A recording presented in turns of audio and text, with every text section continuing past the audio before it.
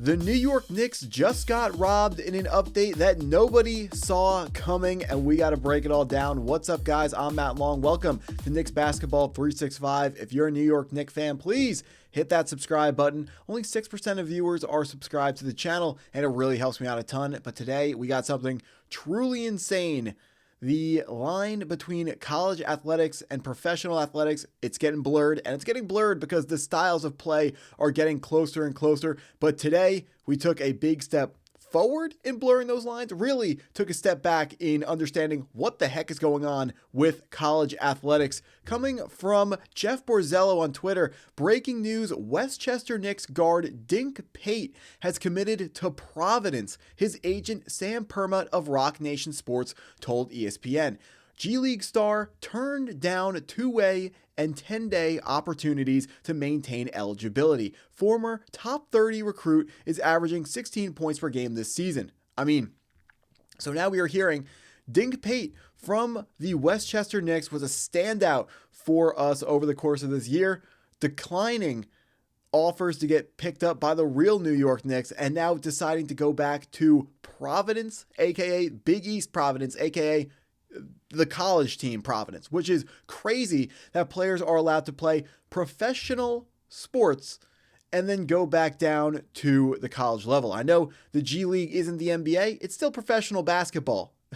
We were hearing that Kentucky was trending for a while to land Dink Pate, so it's a bit of a surprise that he's going to Providence, but that's not the story here. The story is that Knick players are able to leave them, and we're going to learn later on in this video, this isn't even the only player on the Knicks going down to the college level. Coming from insider Chris Persinen, Westchester Knicks standout Dink Pate to Providence.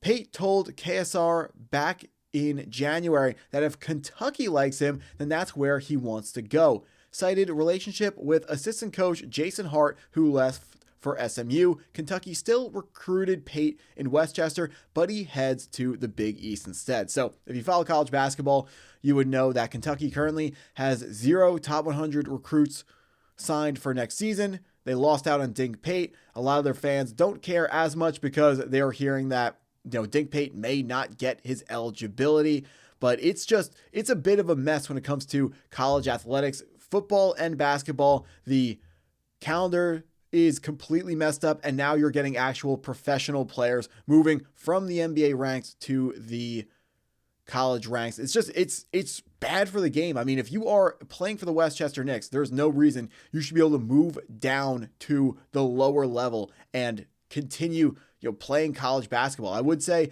I don't understand why it's happening, but we do understand why it's happening. The Wu-Tang Clan taught us why it's happening. Cash rules everything around us. That is why Pate and other players are leaving the Knicks and going down to the G League. Dink Pate was an undrafted player when he came out of college initially, or when he was originally up to be drafted. He didn't get drafted, so the Knicks signed him to the G League team.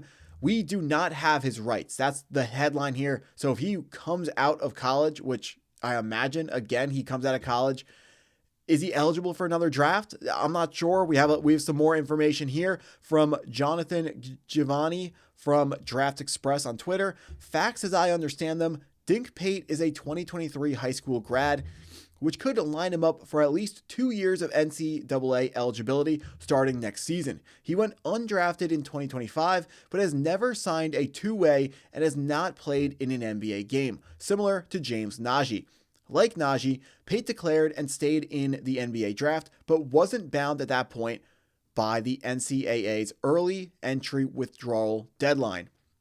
Key difference: Pate signed an Exhibit 10 contract with the Knicks, technically an NBA contract, which is where the NCAA could push back on amateurism grounds. So there is still an opportunity for Pate's eligibility to be declined and for him to return to the Westchester Knicks, which is, of course, as a Knick fan, what I'm rooting for and what you should be rooting for, because Dink Pate has been a standout at the G League level. He's been someone that maybe could have a future with the New York Knicks in a rotational capacity. We've seen Mike Brown, his new system, sees a lot of younger players play and sees a lot more players play. It's a deeper rotation. He plays a lot of guys. It's not the same team as what Tom Thibodeau had last year.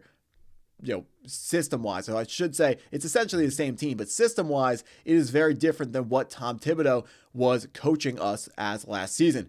Mike Brown would be the right coach to play a guy like Dink Pate if he just continues to play well in the G League. Once there is either an opening with Deuce McBride not coming back, or a player being traded, or an injury, there would have been opportunities for Dink Pate, and should his eligibility be declined by the NCAA, there still will be opportunities for Dink Pate with the New York Knicks. But like I said earlier, not the only player in a situation like this.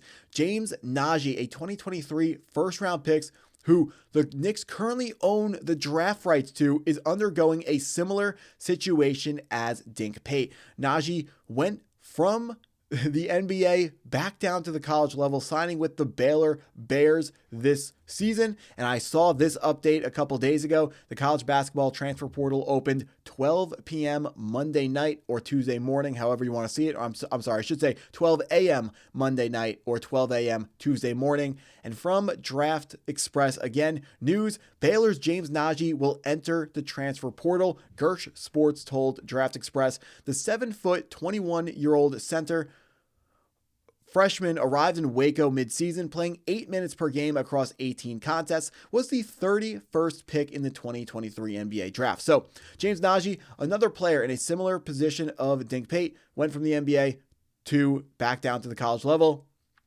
Nagy is sort of the next Mitchell Robinson. He's a 7'1" center. He's a shot blocking guy, super athletic, played in summer league for the Knicks last year, where we were able to see the leaping ability of James Nagy. Now, you especially don't want to lose him because of the fact that all the way that the Knicks are currently treating the contract situation for Mitchell Robinson is exactly consistent with other players that we have let walk in free agency in the past. That should scare Knicks fans into believing that there is a better than 50% chance that Mitchell Robinson will not be back with the team, which sucks to hear because Mitch is the longest tenured New York Knick.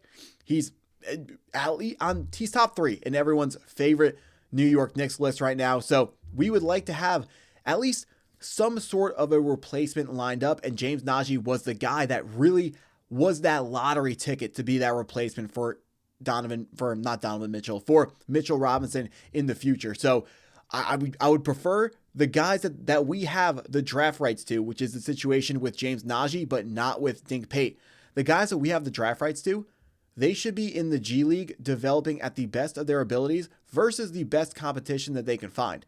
At the college level, I mean, maybe if James Nagy, who's not really making a big difference for Baylor, if he can't compete with college players, then you can make an argument he's not going to make it in the NBA. And that's a perfectly fine argument. There's a reason why he is a lottery ticket. He's not, you go buy a lottery ticket, you scratch it off. You're not expecting to win every time. You got to understand, in the long run, it's a losing bet. However, any one of those lottery tickets could be a winner. And if James Nagy is a winner, you want to make sure he is developing with the right players, not at the college level. So the important thing is here, if James Nagy, he can't go back to the NBA draft because the New York Knicks have his draft rights.